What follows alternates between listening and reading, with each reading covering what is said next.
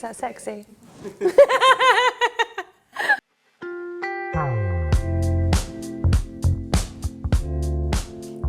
Hello everybody. I've got my romantic voice on today because it's nearly Love Day, aka Valentine's Day, and as I am the most romantic person, I have been chosen to show you a cake. At least I think that's why. So I'm going to show you guys how to make a really cute cake for your Valentine today. Maybe that's your boyfriend, your girlfriend, your best friend, your cat, your dad, your mum. Maybe it's just for yourself. You choose. It's important to love yourself. So I'm going to show you how to make a really cute heart-shaped cake. I'm going to go for chocolate because that's what I want on Valentine's Day, and we're going to decorate it with loads of piping techniques. That kind of vintage piping, Lambeth piping, whatever you want to call it. It's going to be really beautiful. It's going to look a little bit tricky, but I'm going to talk you through every single technique, and it's something fun to have a little play with at home. If it doesn't look quite like mine, it doesn't really matter, just enjoy it. Now, just a couple more things that I want to mention before we crack on. One of them is Valentine's Day. So on Valentine's itself, which is the 14th of Feb, Dane, Gemma, Nikki and the gang are going to be at Crumbs and Doilies in Soho personalising your cupcakes for your loved ones, possibly for free. Don't quote me on that, I'm getting a nod. It's for free. So come on down, meet the guys, get a lovely little cupcake made for you, your loved one, whoever it is. Also, just a big thank you to everyone that joined the live bake-along a couple of weeks ago. It was so great to see so many of you there. I know the guys had so much fun making it, and I believe there's another one coming up in a couple of weeks at the end of February. So if you want to know more about that, then head over to patreon.com/Cupcake Gemma and join the Bake Club. You can find everything out about it there. Super great fun. You get to bake along with Gemma and Dane. So, should we get on with this Valentine's cake? Yes, alrighty. So, Dane, my one true love, baked some sponges for me yesterday. I've got 5 8-inch chocolate cakes here. Recipe, of course, is in the description box below. Now, the first thing we're going to do is trim these down to make them level. So, of course, I've got my leveler. So I'm trying to take off as little as possible with my cake leveler here, and I'm just doing some nice big strokes across the top of the cake just to make each one nice and level. Alrighty, so that's our 5 layers of sponge, nice and level. I've gone for 5 rather than the usual 4 because I want this to be a little bit tall, because we're going to do loads of piping around the kind of outside of the cake. If it's a little bit short, it can get a bit too kind of crowded on there. So that's why I'm going for height. You can just do 4 layers if you want to. So, also, you can just leave it round, but as it is Love Day, I'm gonna make my cake into a heart shape. So I've just cut a template so that I can trim out each layer. Now this is really, really easy to do. What I did first was just cut the size of my cake, so 8-inch circle, and cut it out of some greaseproof paper. And then you wanna fold it in half. And now I'm just going to take a pen. I'm going to draw half of a heart shape. I'm trying to kind of cut off as little as possible so that we get maximum cake. And then I'm going to take my scissors and cut that out. And then when you open it up, a pretty little heart. You can always then kind of trim it down again if it doesn't look quite right. But now we can use this as our template. So I have to. So what I'm going to do is actually move my sponge onto a chopping board because I don't want to get in trouble here and cut the table. So I'm going to place my stencil on top of the sponge, and then I'm taking a really sharp little knife here. I like to use a little one just to get more kind of control over it. And I'm going to keep my hand on top of the template and go up and down with my knife, doing tiny little cuts, following the shape of my stencil.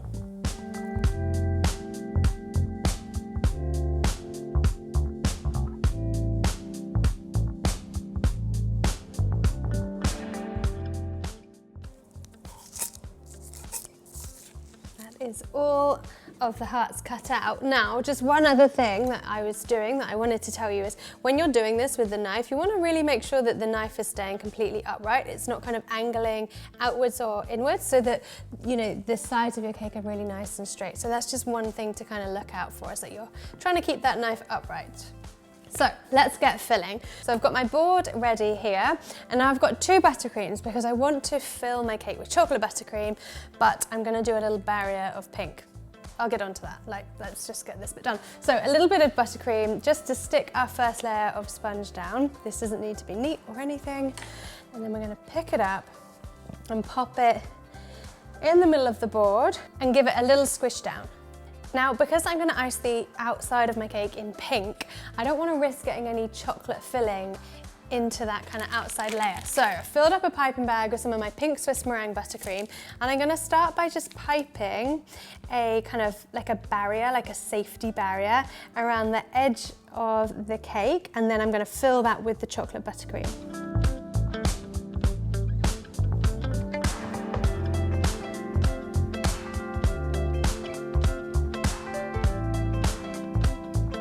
And then we're just gonna build up the cake doing the same thing. So plop on layer number 2, and then I like to get down low with the cake and just make sure it's nice and lined up, and then again we'll give it a squish. And like I said, don't worry if the edges are a little bit uneven, like maybe they're not kind of lining up properly. We're going to do a little bit of a trim a bit later on.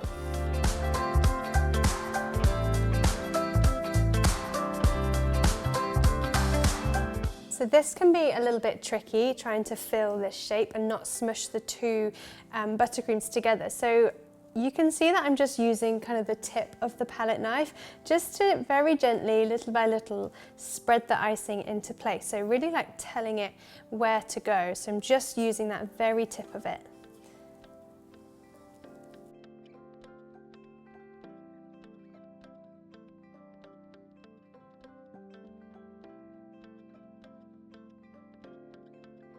Right, top piece is going on, and as usual, we're going to flip it upside down and pop it on top. The reason we do that is that this underneath side is a lot easier to ice, got less crumbs in there. So now this is where you can, trim this down a little bit should you need to, if you've got any bits kind of sticking out. I'm pretty happy with this, and actually none of this is enough to really make much of an impact. So what's next is to cover it in buttercream. Seeing as I've already got it in a piping bag, I'm gonna do it with a piping bag. It's actually easier, especially if you've got a really tall cake. We wanna get like an even coverage from bottom to top with buttercream, and doing it with a piping bag is so much easier, and it's quicker.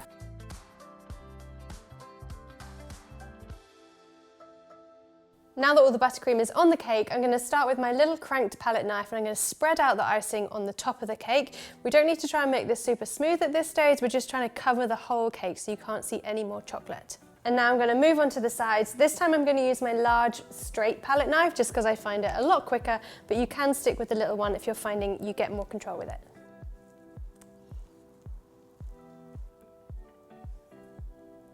So now the whole cake is covered with buttercream. It's not looking smooth or neat or anything. When we're spreading the icing out with a palette knife, all we're doing is trying to spread the icing and cover every single bit of cake. Now when we are going to smooth it, we're going to move on to using our scraper. So I have the normal smoother here, but you can see it's quite a bit shorter than my cake. So we do have the big ones as well. You can kind of, I would say, have a few different types of smoother, because sometimes I find the big one actually quite hard to control, and I might go around with the little one anyway and just sort of do top and bottom. You kind of want to just do what feels most comfortable to you. Now this is going to be a crumb coat, so we're not trying to get it like super duper smooth. If there's air bubbles and lines in it, it really doesn't matter. What we're looking for is like the structure. So nice straight sides, sharp corners, and we've got that lovely heart shape.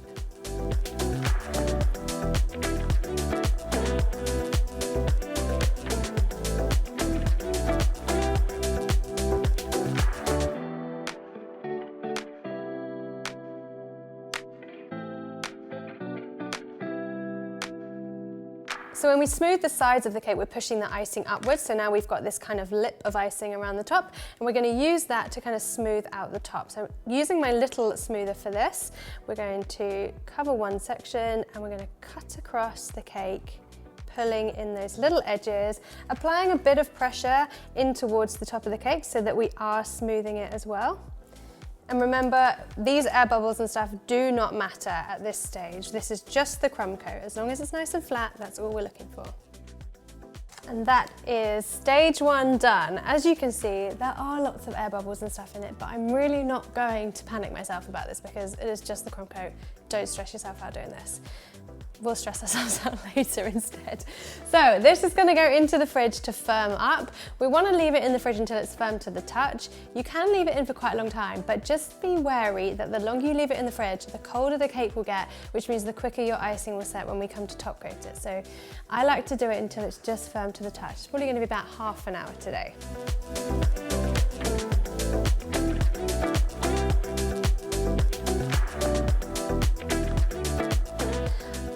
So it's been about half an hour and the cake is just firm to the touch. It's a little bit tacky, but that's because we're using Swiss meringue buttercream, and Swiss meringue never really fully sets totally firm like American buttercream does. So, you know, it's a little bit tacky to the touch, but I can tell it's nice and firm underneath.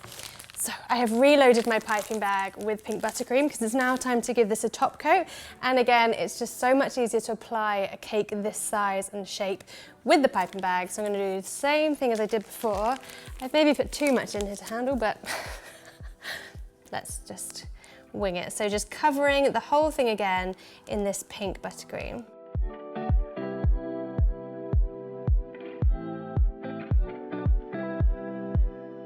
And we're just going to do the exact same thing as we did with the crumb coat, spreading out the top icing with the small palette knife and then switching to the large one for the sides. And remember, we're not trying to make this smooth and neat. All we're trying to do is cover the cake with buttercream. And now it's time to start smoothing it and making it look pretty. So again, switching back to the cake smoother. First time around, what we're trying to do is just even the buttercream out a little bit, take off any excess and get that shape of the heart back again because it's kind of lost the crack as the top bit, whatever we're going to call it. So I'm just going to start applying a little bit of pressure with my smoother just to dig that back out again, and I am removing excess each time. Remember, every time you remove excess, we want to wipe it off on the bowl so that we get rid of it so it's not going back on the cake.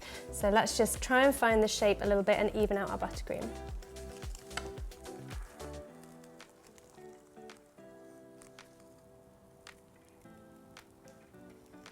So I've found the shape of the heart again, and icing's nice and even. I've got lots of little air bubbles, but there's no kind of big craters in there. If you have got big holes, then just go ahead and fill those in first. Now we're just going to move on to smoothing. So I'm going to try and get rid of as many air bubbles as I can, but I always tell people to think about what the end cake is going to look like. The chances of you icing just a totally plain cake is quite slim. We're going to put piping all over this cake, so if you've got a few little marks and air bubbles here and there, like, please do not panic about it. Like, you're never going to notice them at the end. So don't stress is what I'm trying to say. This should be fun. So let's get to smoothing. So for smoothing, it's exactly the same process. All I'm doing is lightening up the pressure in my hand. So I'm not digging my smoother into the side. I'm just letting it kind of very gently like stroke the side of the cake.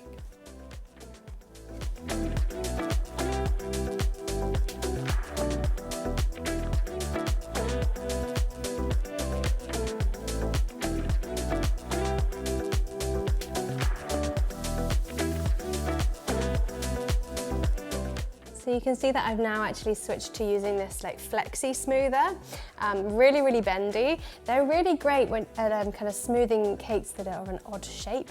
And the trick is to just pop it on the side of the cake and not really put any pressure in, and just let it take the shape of the cake as it goes. And that way it'll kind of smooth around any kind of strange shapes that you're finding it difficult to get into with such a rigid cake smoother. They're also great at getting rid of air bubbles. So if you are one of those people that wants to get rid of all of them, I'd get yourself some of these because they're really great. We're going to use the small smoother again just to pull in the edges that we've created from smoothing the sides. So take the smoother, cover the top edge and cut it across using a little bit of pressure in towards the cake so that we're smoothing it out at the same time. So I have filled up a selection of piping bags with some buttercream. I'm gonna go mainly pink, but with a little bit of red because it is love day and nothing says love day than the color red. Right, so the first nozzle I'm gonna be using is this. Now this is traditionally used as a petal to make like roses, but we're gonna use it to make some ruffles. So you can see It's got a thick end and it's got a thin end. Now the thin end is the bit that's going to make the cute shape. So that's the bit that we want to see. So I'm going to show you what we're going to do on this board. So I've got the thin bit facing you guys and I'm keeping my piping bag completely flat. All I'm going to do is some upward downward motion. So I'm just going up, down, up, down, up, down as I move from left to right. From where you're looking, it's really cute and it's got this really dainty little ruffle going on. If you look at it from the other side, it's real chunky. So if you see the chunky side, you need to switch your bag upside down. Now I'm going to do this around the bottom of the cake. Now I'm going to bring it out slightly so there's going to be a gap between the piping and the cake, but don't worry, we are going to cover that up in a little bit and you'll see why. I'm actually going to start from the back and I'm going to come in here and I'm going to start. So up, down, up, down. You can go really nice and slowly. This doesn't need to be fast. You can be in total control of what you're doing. And you can always stop, turn the cake a little bit and then continue.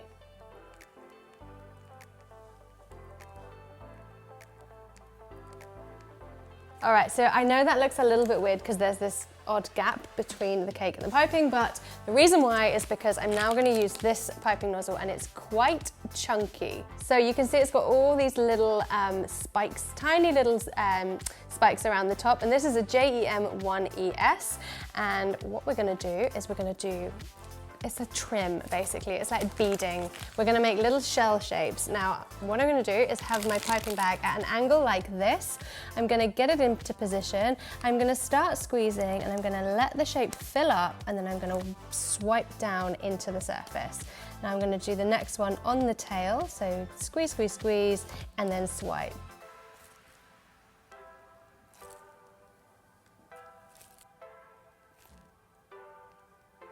So now we're going to do that in the gap between the ruffle and the cake.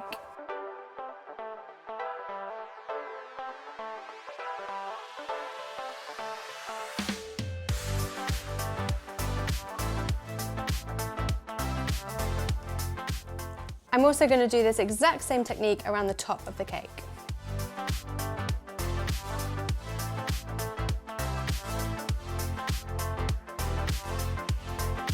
Okay, so that's the really big nozzles done. Now we're going to do a little bit of detail. The first thing I'm going to do is some love heart shapes around the side. So I've cut a little heart here and I'm going to use this as my stencil. So this one's going to go on the front of the cake. I'm going to place the stencil very lightly over the buttercream and I'm going to use this sharp pokey stick to score a line around the heart, and that's what I'm going to follow with the piping.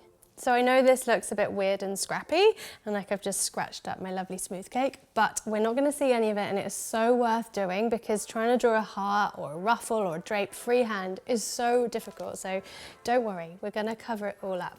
Now I've swapped to a little nozzle now. We're going for red. This is a Wilton 18. It's a tiny version of the one that we just had. So we're going to do the exact same technique but with this little one. So now we're just going to do that technique following the shape of our heart. I'm sitting down and I'm trying to get my elbows against the table to really steady myself when I do this.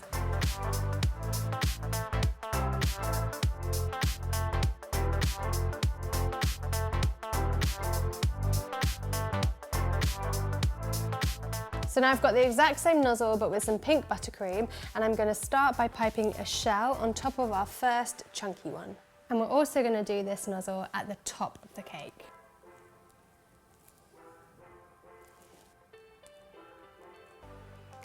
So now we're going to move back to the red icing, the same small nozzle. We're going to do a figure of 8. So what I mean by that is I'm going to do a continuous squeeze and I'm going to loop one way and then I'm going to loop the other way. And I'm going to pipe this in between the big and the small shell at the bottom of the cake. And I'm going to do that same technique but directly on the very top of the cake.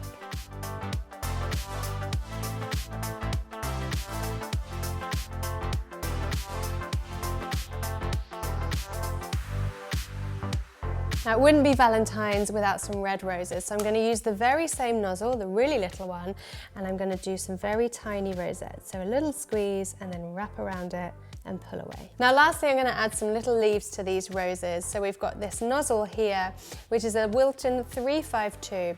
It's got a sort of triangle cut out of it. And what we're going to do is have it this way around, so the spikes are top and bottom. I'm going to come into the side of the rose, I'm going to spike right into the side of it, I'm going to squeeze, I'm going to stop squeezing and then pull away. I think I'm gonna stop there. This is one of those cakes that you could just go on and on and on and just cover it. By all means do, but I think I'm pretty happy with mine. I love the kind of pop of the red, but keeping it just two-tone, love it. It's huge, I understand that, but it's to show you guys how much I love you.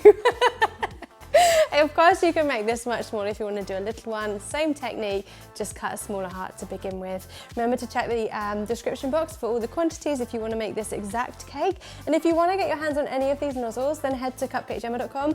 You can get like a set of the big ones and a set of the small ones, so you can have a play around. Like, I'd always recommend practicing on the surface or on a chopping board or something to really get into the swing of it. Also, if you want to learn more about this kind of technique, then I do one of my baking classes, which is dedicated to the vintage piping. So you'll get to have a practice with me there to help you, and you'll go home with a cake looking as extravagant as this. So head over to bakingclasses.com. .co.uk, how do I not know my own website? If you want to come along to one of my classes. Don't forget to head to Soho, grab some doilies Soho on Valentine's itself, because Dane, Gemma and Nikki will be there piping your personalised cupcakes. And of course, join the Bake Club, patreon.com/cupcakegemma, where you'll get all the information about joining one of the bake-alongs. And there's loads of other cool stuff up there as well, so just go and join it. It's really fun. I will be back very soon. In the meantime, enjoy Love Day. I know I will.